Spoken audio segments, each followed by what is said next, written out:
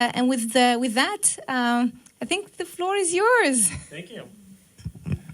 Thank you. Yeah, now you can. Awesome. So today we're going to talk about working backwards and product building at Amazon. Before we get into that, I wanted to ask, who knows this? Just show of hands. Has anyone seen this little guy before? Awesome. Cool. So there are no Amazonians here. Fantastic. I'll come back to him. The purpose of my talk today, or at least what I'm going to try to share with you, is the Amazon way, or the way of thinking about innovation and product building. It's not specifically a set of frameworks, and you'll understand what I mean, but I'll share with you a couple different ingredients that even when you're not at Amazon, you can still take away and apply. I put in parentheses my take, specifically because I have a little bit of experience at Amazon. I've got 8 years across 3 different companies, 3 different parts of the business, 2 different countries. I also added a small headcount to my family roster. That's my child. We don't talk about that, but just there is a lot of experience that I've had at Amazon across working with different products, different parts of the company, different people to be able to build and innovate. And so with that in mind, the 3 ingredients that I would want to share with you. The first one is going to be customer obsession. Customer obsession isn't just a bunch of words, an expression that you use that you can just write on the wall, at least at Amazon. It's part of our leadership principles. That means it's our values. It's a set of traits, behaviors that just all Amazonians have, and we live and breathe in our day-to-day, in every parts of our process, whether it's from hiring. Has anyone heard of leadership principles? Show of hands. Cool, okay. Some of you might have applied at Amazon. If you have, you've definitely heard of leadership principles. It's part of our hiring process, but it's also part of our everyday business. It's part of our decision-making. It's part of our product building. It's one of 16 different values and leadership principles we have. The objective here of this slide is not to go through every single one of them. It's to make you go, it's a lot. And it can seem like a lot, but somehow it just all works together. But whenever we have some point of contention and we're trying to decide something, and do we go on a higher standard or do we bias for action? Do we do something that is robust enough, a little more robust, or do we do something quickly? The only thing that always comes out on top and is the tiebreaker is going to be customer obsession. So back to this little guy. His name's Pecky. Pecky's short for peculiar, because the way we do things at Amazon is peculiar. Google has googliness, we have peculiar. I want to tell you just a short story of my very first meeting, my very first review at Amazon. I joined in Germany. I walk into a room. There's new faces, new country, new way of doing things. And what I see in the corner over there is just an aggressively empty chair with a sign on it. And we go through the meeting, we go through the motions, and it's a pretty packed room, and no one is sitting in that chair, and I'm wondering what's going on. After the meeting, after the review, I go up to the chair, and the sign just says, "This is where the customer sits." It sounds very romanticized, right? But it really is a lived experience, and there are a lot of different symbols that you'll see at Amazon to make sure that the customer is always top of mind, is always there when you're doing any kind of business performance review, whenever you're ideating, whenever you're innovating, whenever you're building products and discussing and defining your next path forward. And so Pecky is another one of those symbols. He's supposed to symbolize, or he symbolizes, and he represents the customer. And Pecky is our mascot for Amazonians. You'll see them on swag, on your lanyard, on awards, on the internet, just kind of like everywhere. All that to say, the title of the talk today was Working Backwards. And when you hear work backwards, one of the first things I want you to hear is working backwards from the customer. So that's ingredient number 1. If you go to ingredient number 2, does anyone know about docs? Has anyone heard about docs at Amazon? Yeah, a couple people. For those that haven't, this to me was the biggest culture shock. The biggest thing I had to adapt to in order to even do my day job at Amazon. So we write docs. It's basically kind of looks like this. This is the best version I could find on the internet. Obviously, I couldn't share internal docs, but it kind of looks like this. You've got 6 pages, Word or PDF documents written the Amazon way, really, really dense, the narrowest margins you can imagine. And in no BS, no fluff, concise. And one of the best things you can hear in your doc writing at Amazon is, wow, that was crisp. It's a little bit of a something, but just, you wouldn't write anything with, essentially, I've stopped writing with adjectives. You wouldn't say, hey, my business has grown very well since last week. No. How much, what metric versus what benchmark? Percentage, dollar value. And then you also try to answer the next question that comes along. Okay, why has it grown this much? All of this is, if you go back to this, 6 really dense pages of writing like this. It's a bit of a culture shock. You kind of have to get used to it. But why do we write? 1, because it forces clarity. It's really hard to fool yourself when you have to put it down on paper, black on white. In fact, I kind of wanted to get the Amazon writing as much as possible by having black on white here. You'll see it throughout the presentation, but it takes out any of the fluff, takes out any of the little extras. But once you put it on paper, the only thing you'll find is what are your blind spots and what are the next questions you have to ask. And as you ask those questions and you build your doc and you build your, what we call a narrative, you write out, well, you fill in the blanks and you reach out to other people who might have answers to questions you might not. And so you fill in more blanks and it becomes a shared context. Whatever document you write, and it can be for business performance, it can be for a product vision, it can be for a correction of errors, something that we use internally where you may have had a pricing error or something that happened that wasn't supposed to happen and you're trying to do a root cause analysis. All of this goes into a doc that becomes a self-contained point of reference and self-contained source of truth. And then the third piece is there is a lot of opinionated people at Amazon. We have very strong opinions. These are the kinds of people that we are. We like to make sure our opinion is known and we've reasoned our way through it.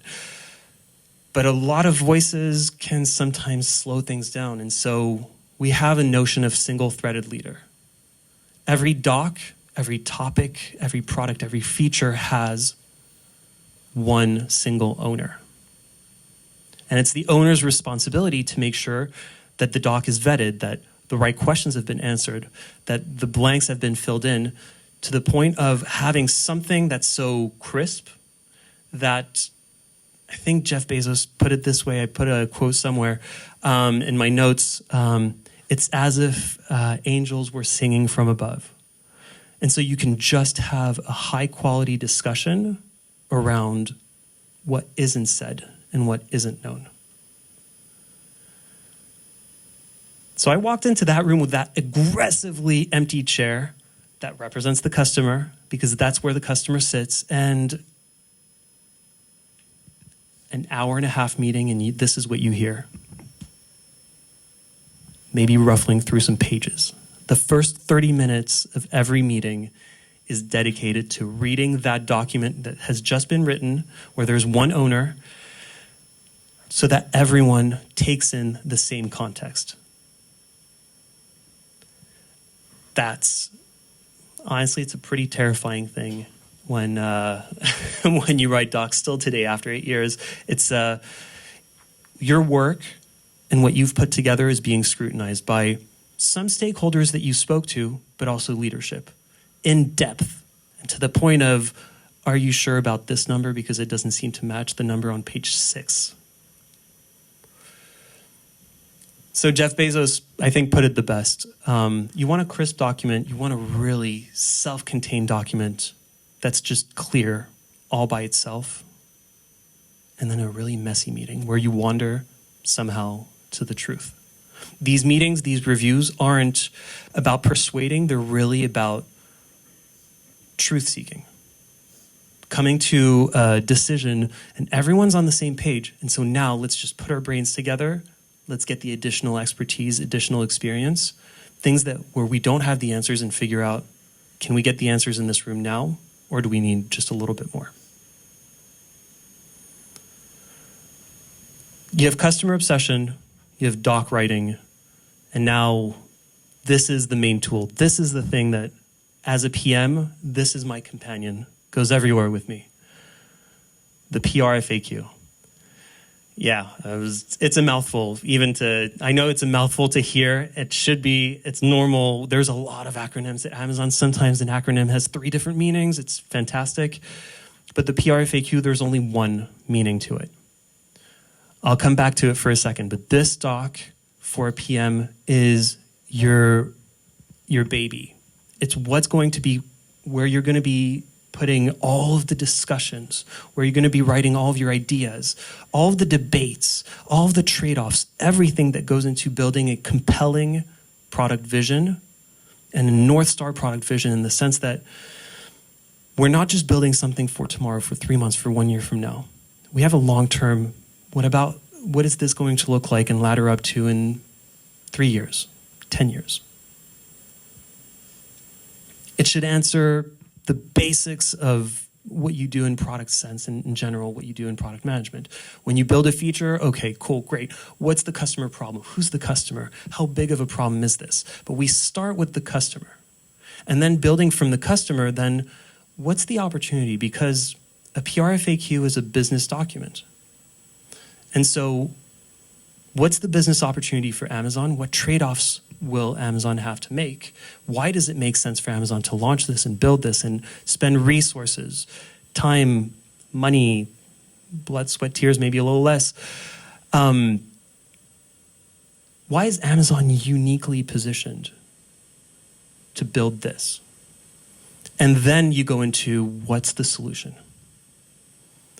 These are the 3 types of questions, or 3 questions at least, that your PR FAQ should answer before any kind of review. And so PR FAQ stands for press release. It starts off with, this is a press release. We just launched the product. Yay, awesome. Yeah, I don't sound too excited. Sorry, it's 7:47. And then you add a set of FAQs. And this is the only doc I know at Amazon where you actually write a question. What is the meaning of blah, blah, blah? Or what do we think about? What are the risks that we've evaluated? And then you write the answer. Usually it's not about having a header. You really just have FAQs, like you're on a website. The press release, you launch it working backwards. That's the second one, titular moment. Working backwards from the future. This is something that your customer, and the customer for whom you're trying to solve a problem, your customer should be delighted, should be excited to read this, should be so thankful that, yes, that's what I've needed all along. We write this internally in a way that needs to be authentic. Writing something, having a customer quote that says something along the lines of, actually, I really like this product's been launched because it will improve my KPIs for my weekly grocery shopping by X%. No, nobody says that. But maybe it helps me have to go to the grocery store a little bit less. You need to make sure that you have the voice of the customer really in there. And you write it as if it really was being published. And in fact, I'm not going to go in detail on these, but this is a real press release. And I can tell you, just by looking at it, it's written in almost the same way that we would write our internal press releases, the very first part of the document. So the customer is excited, delighted by what's to come. This is a public one, by the way. It's for prime young adults in the US, if you want to look it up. But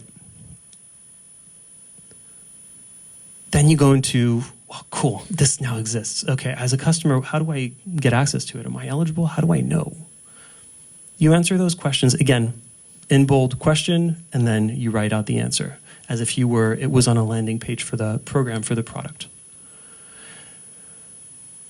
And then you make sure that you have all of these discussions to make sure you answer the questions about what's the customer problem, who's the customer, what's the business opportunity, and what's the proposed solution.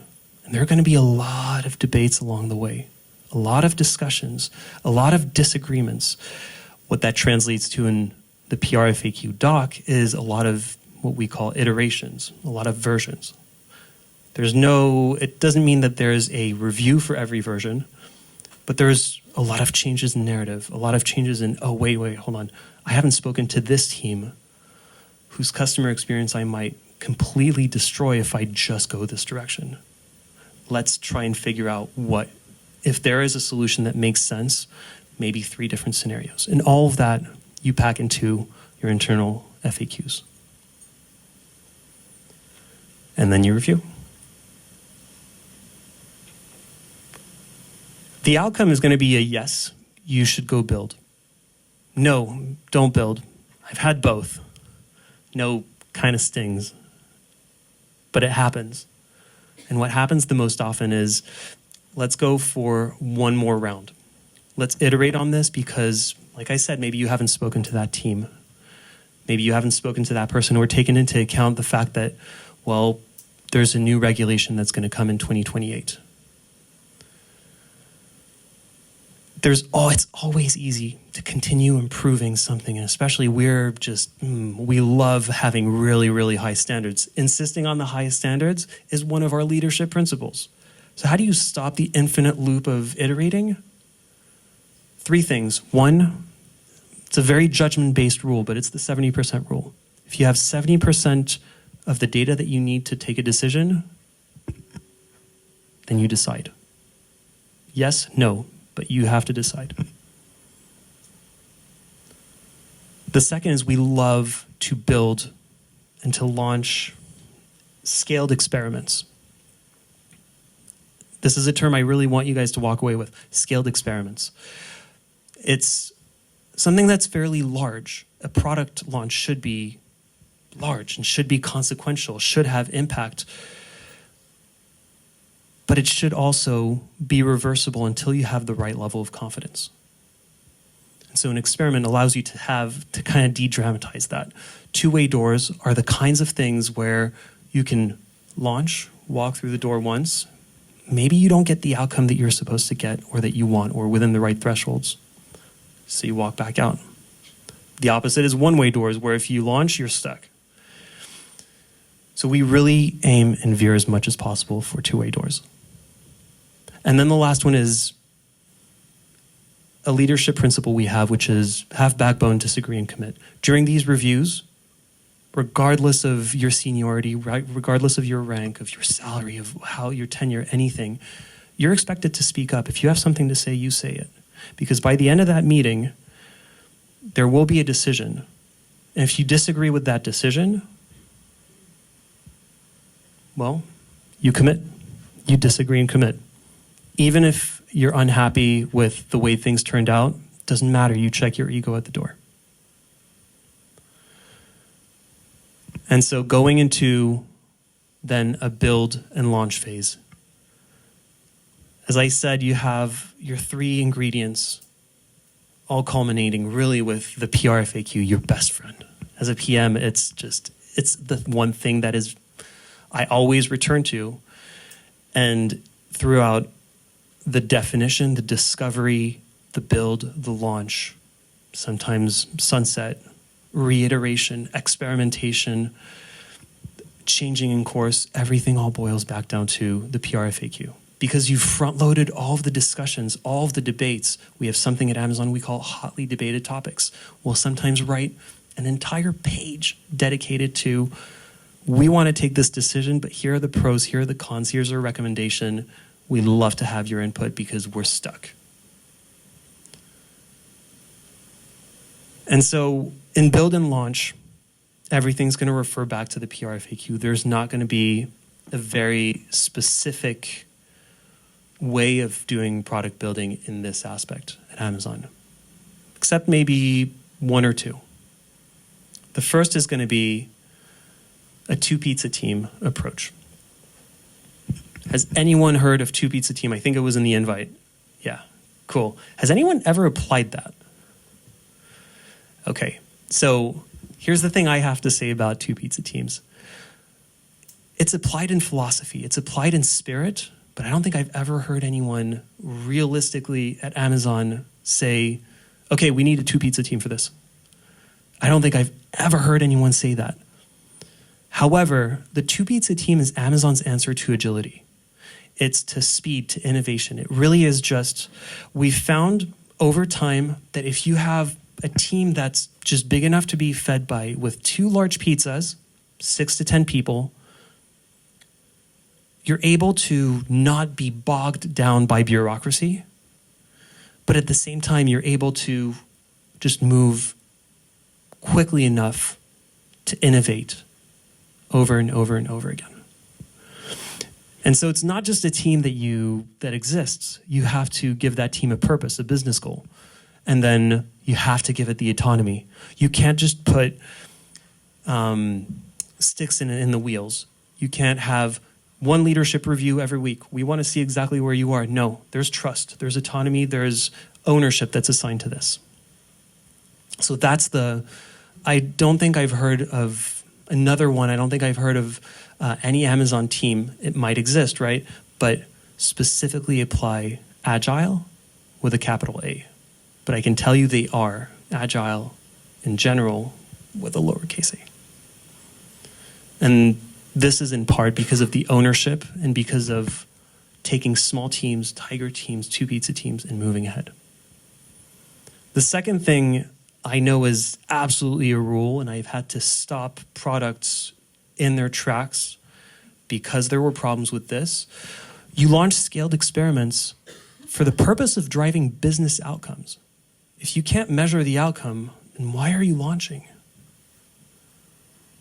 It really is there's the notion of an end in court of just everything stops. If you're not able to measure the positive or negative impact on the business outcome, then ultimately you should not launch your product. And it's a pretty hard rule, but I would encourage you all, I could talk for hours about inputs and outputs, manage your inputs, measure your outputs, but ultimately if you can't measure, and you probably all know that Amazon is an incredibly data-driven, oriented, informed company.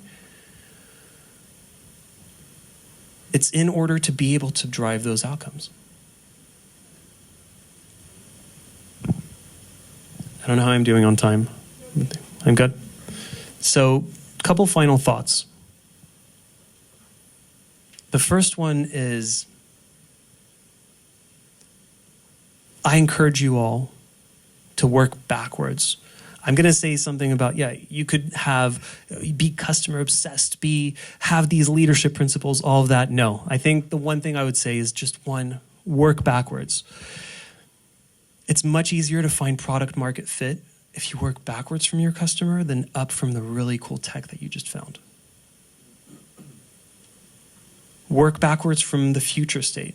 Take into account the fact that today, as the world exists, may not be how the world is tomorrow.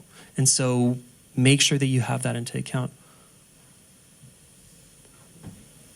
Second takeaway, docs are optional. I've had friends try and adopt the doc writing approach. It's not going to work. You really, really need a lot of buy-in. It's a high friction process and approach, and you need to have a culture that's all around it.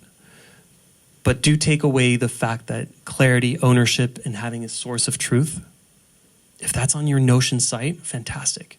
But have a place where you can have all of these things. Have one single owner to avoid having too many cooks in the kitchen. And then don't be afraid to experiment at scale. The more you experiment at scale, and again, experiment, the higher your rate of learning. And yes, you need to have pizza teams. You need to figure out what works for you. You don't need to have pizza teams, but you need to have something that works for you in terms of agility to accelerate that rate of learning. And keep in mind, I say rate of learning, not rate of failure. The objective shouldn't be failure. It should be a positive outcome. And if it's not a positive outcome, what have you learned? Last thing, at Amazon, you can probably tell I rarely do slides. This would have been a doc. Thank you.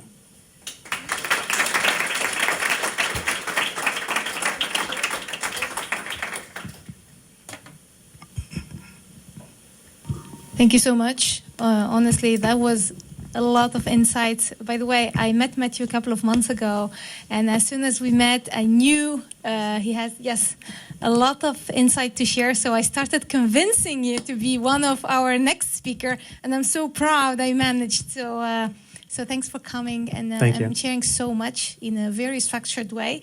I have plenty of questions, but I would love to give you the mic to maybe ask Mathieu. Hi, Matthew. It was a very interesting presentation. And you mentioned about the docs. I'm curious to know, is it still the same? And, the reason I'm asking is, I think the notion of PRD is changing rapidly, especially with how we prototype. Yeah. Right? We build a product before we actually build it. That's how things are moving right now. So I'm curious to know how is the process evolving? Is it still the same at Amazon with the documents? How are you incorporating this in reality, more than theoretical stuff? As I think Google announced that they were shifting, or at least the Google Gemini team announced a while back, they were shifting from write first to build first. Yes. It's something that we're doing more and more. To be honest, I can't speak on behalf of Amazon. Again, I'm here as my own person. Yes. But yes, the one key evolution that I'm seeing is it's just becoming part of the way that we're accelerating our rate of learning, our product discovery, but we still have PR FAQs. Mm-hmm. And instead of having just wireframes or just having the doc, we may have the doc with a prototype. I would say that the way that PRDs are evolving in general, and everything's evolving from write first to build first. I don't think writing is going away. At least it's not going away at Amazon. But regardless, you would still need to have that context somewhere, somehow. You still need to have all of that information as to why you took those decisions. And a PR FAQ will help you front load a lot of the debates. So you may be able to prototype version 1 and something a little bit better. And then at some point in time, you may have a debate that if you'd front-loaded it, you could have just moved a little bit faster. So we're integrating, at least from what I'm seeing, we're integrating prototyping a lot more in our way of doing product, but the PR FAQ is not going away, and I don't think doc writing is either. Okay. But 6-pager seems a lot, so... It is. Okay. It is. But one thing that I haven't said, it's... Think of Amazon service or product. Cool. There's a PR FAQ that exists out there for that service or product. AWS Prime Video, Prime Day. There is a PR FAQ for all of those things. That still exists today. They might have been iterated. There may be a different version, but there are PR FAQs that exist for all of those. Yeah.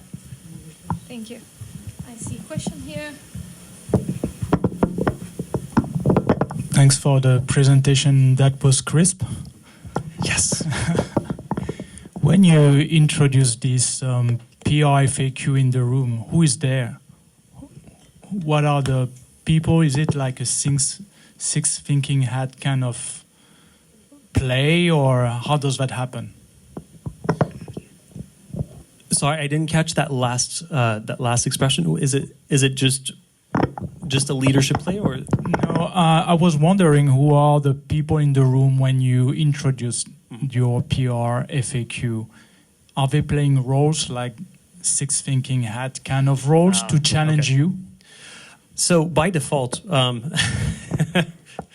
so the people that you'll have in the room are some of the teams that you built and wrote the PR FAQ with. And writing and requires you to include your key stakeholders, your partners, probably their leaders, your own leadership. And then sometimes you might have someone that's been invited by some leadership because they might think, I'd love to have your take on this. There's no shortage of challenging and of having a challenging meeting and challenging questions. There's no need for specific roles, just by default. I've read this somewhere and I have to agree with it. Everything you read, you start from a place of, I disagree with this, but prove me wrong as you read. It's a pretty aggressive way of doing things, of taking information in, but it's a muscle that you start building up. And so you're being challenged by leadership, you're being challenged by your own stakeholders, you're being challenged by partner teams. I've once been told, and it was a pretty painful moment, this isn't what the customer would say. Ouch. Okay, cool. I've got Pecky here. I thought he's close to my heart. I thought that's no. Or it's rare to get to a stage of, hold on, but have you spoken to this other team that is the obvious partner in this? No, but instead you will bring them in. And there are a lot of strong opinions, but as I said, egos are at the door. And so you challenge the content and not the person.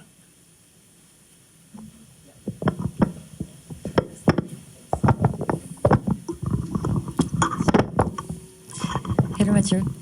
Thanks for the insights, but it gives me the impression that you have all the time in the world to focus on one PR FAQ. How do you manage with deadlines, milestones, and probably working on multiple topics at the same time? Yeah, thanks. If I gave that impression, that is definitely the wrong impression. No, I'm sure like all of you, you don't have time to work on just one PR FAQ. You don't have time to work on just one thing, and there are different things that are always in flight. The best I can say is there's a phrase at Amazon which is harshly prioritized. There are things that you're exposed to a lot. We're very frugal with the number of, we're very frugal with our time. We're very frugal with a lot of things that we do. In fact, I think frugality is one of the leadership principles. 100%. But we do have trainings on time management. There are people at least when I started, there were people that are very, very high placed that are working part-time. But it's about how efficient, it's about not about the minutes in your days, but about the quality minutes in your days. And to be honest, yes, there's a muscle that you need to flex at some point in time. You need to figure out how to be that efficient, be that quick, learn to say no, put in your own little processes and everything. But same as you, I encounter the same problems of, there's way too many things happening at the same time. It's just we harshly prioritize. Yeah, you can press the mic and then... Thanks. Hi, thank you. What are the incentives to start this process? Because it looks time-consuming. And is it for product people only, or who has the power to start? I don't know this process of writing a doc because he or she thinks there's a good feature to develop. Or and second question is how long does it take? Does some time do you just prototype and take it as a starting the basis for discussions and write the PR FAQ and stuff like this because you even if this customer obsession is still abstract from someone's, from Amazon's head, maybe? Or do you prove it like from, okay, we just launched this, we tested it, seems to have traction, and maybe we can do something with it? So just so I get it, because there are two questions, right? It's what's the catalyst, and then how long does it take? And what justifies all this effort? When is that effort justified?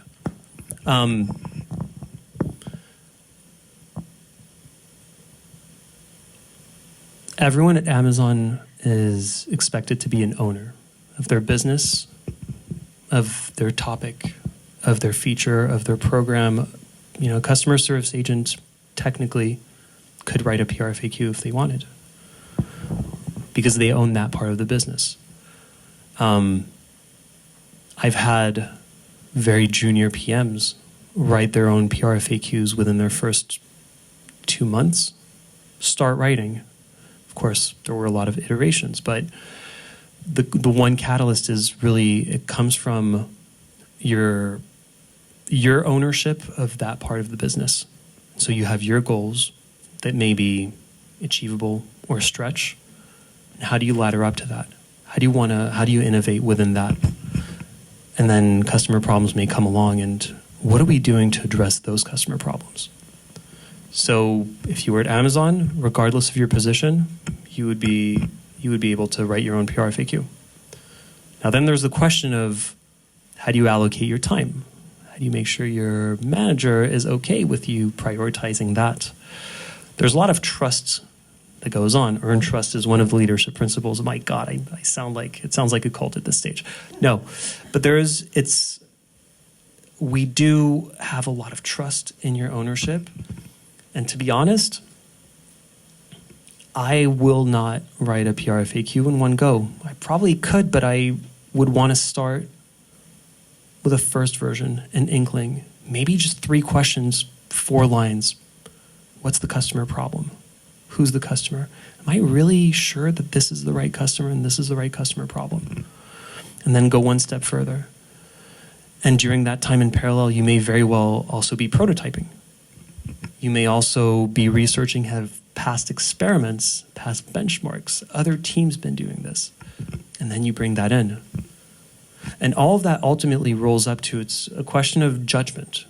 You're expected to have high judgment to be able to say, okay, this requires focus, because there's an opportunity to retain this many customers, to delight this many customers, to drive this many dollars. And so it's really just, there's your personal judgment and your ability to just take it through. And that, again, it's a muscle that you exercise. Thank you. We have a question. Sorry, I realize I'm also doing quite long-winded answers, but... You said that we have to work backwards from customer obsession, but it's really that customers knows what they want.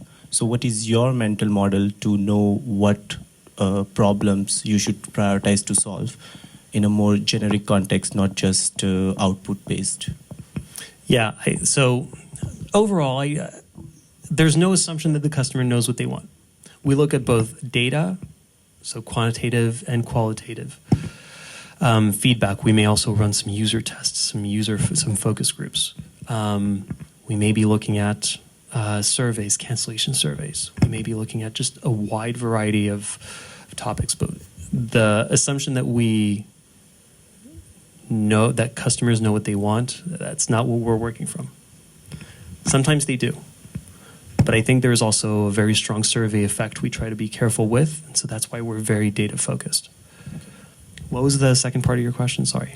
Just to not be output-based, because of course there is one way to prioritize where you just look at the outputs which will give you maximum value, but also, as you said, we have to be forward-thinking where you cannot judge the value your output will bring. Yeah, no. So we just have this saying, manage your inputs, measure your outputs.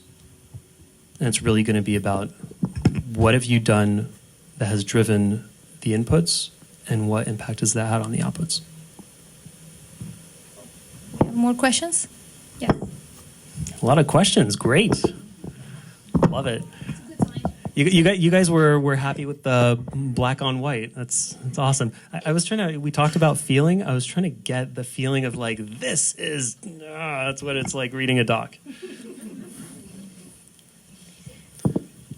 So hello Mathieu, Yes. it's right here. Thank you for your talk. It's really interesting. I have a question regarding the two-way door. How do you determine that a situation is a one-way or a two-way door launch? That's oh God, I'm going to say this again. It's a very judgment-based thing, but really the most recent version of this that I had was how are customers going to react if you dial this down? Are they going to say, well, no, this was mine. I've paid for this. Why am I? They've paid for something that's a year long and you retract it after 6 months. That's a bit of a, you have to wait 1 year.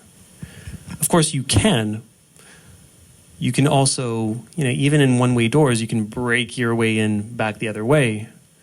But it's, the point of the one-way door and two-way door is how painful is it to come back?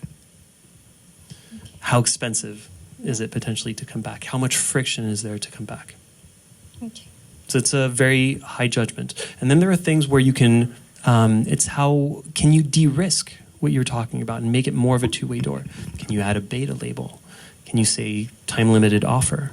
Can you say only limited to a certain number of customers? Those are all ways where you can transform a one-way door to something that's a two-way door. And yes, it reduces the scope, but what you deliver, what you build, and what you launch shouldn't be impacted in terms of quality of what you, what's being delivered to the customer. Okay. Thank you. Okay, maybe one more question. Yes.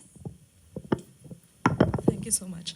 I'm glad you repeated again because I was going to ask you about the leave your egos part because I feel working as a PM, one of the toughest part is actually getting the buy-in and getting all the stakeholders to leave the ego. I think it's not just the PM's ego, but everyone's ego. How do you, in practice, manage this, and are there any tips or techniques that you use which helps to make sure that everyone leave their ego out of the door? I mean, at Amazon, it's a very cultural thing.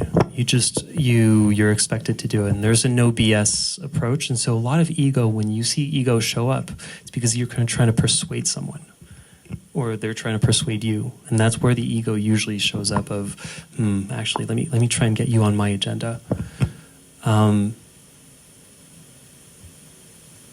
Because the writing is so non-fluffy, because the way we communicate is so non-BS-y, becomes very obvious when someone is working from ego.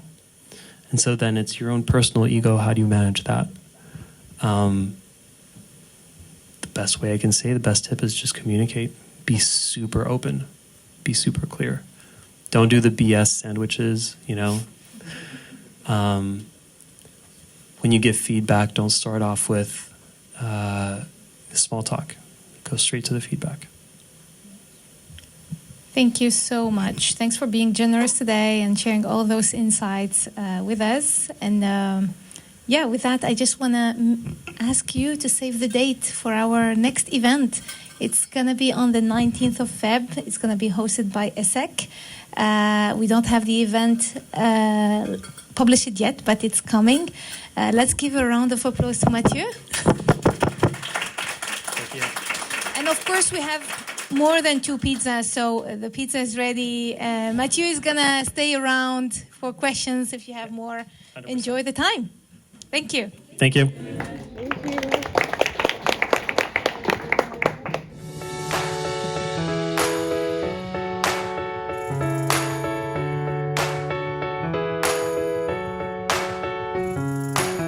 Bonjour, Anne-Claire, je suis Chief Data and AI Officer chez Miracle. Et Miracle, on est une plateforme qui aide l'ensemble des e-commerçants et des commerçants à pouvoir scaler leur activité business avec de la marketplace, du retail média. Alors aujourd'hui, je suis venue parler de IA et produits et donc quels sont un peu les critères et les facteurs clés de succès pour réussir à créer plus de valeur pour ses utilisateurs dans le produit grâce à l'IA. Alors j'ai beaucoup aimé ce talk, extrêmement intéressant. J'ai beaucoup aimé comment ça avait été mis en avant chez Miracle, l'IA, la stratégie qu'ils ont mis en place. Et ce que j'ai trouvé extrêmement intéressant, c'est la déconstruction du produit qui a été mise en avant pour justement aller plus loin dans les bénéfices que l'IA pouvait apporter pour eux, pour les équipes et pour les clients. Je trouve que WeFiiT arrive vraiment à réunir une belle communauté de leaders et de personnes dans le produit, toujours curieux, avec qui on va pouvoir échanger et construire un peu le produit de demain. Dans l'IA, on a le sentiment d'être jamais prêt, mais en fait, il faut se lancer. Il faut le mettre dans les mains des utilisateurs et c'est là où on apprend le plus. Bon, déjà, c'est un très bon moment. C'est un événement qui est fait pour nos clients et pour nos partenaires, parce que on choisit et on présélectionne les conférenciers et les problématiques par rapport aux problématiques que nous on entend côté partenariat en product. J'ai trouvé l'intervenante Anne-Claire très pertinente dans son voyage autour du produit et l'utilisation de l'IA dans le produit chez Miracle. Donc je compte venir au prochain We.Talk du 9 octobre. J'ai une team d'enfer. Aujourd'hui, c'est un plaisir de collaborer avec eux et c'est avant tout grâce à la team que ce soir on a passé un très bon moment. Donc merci à vous.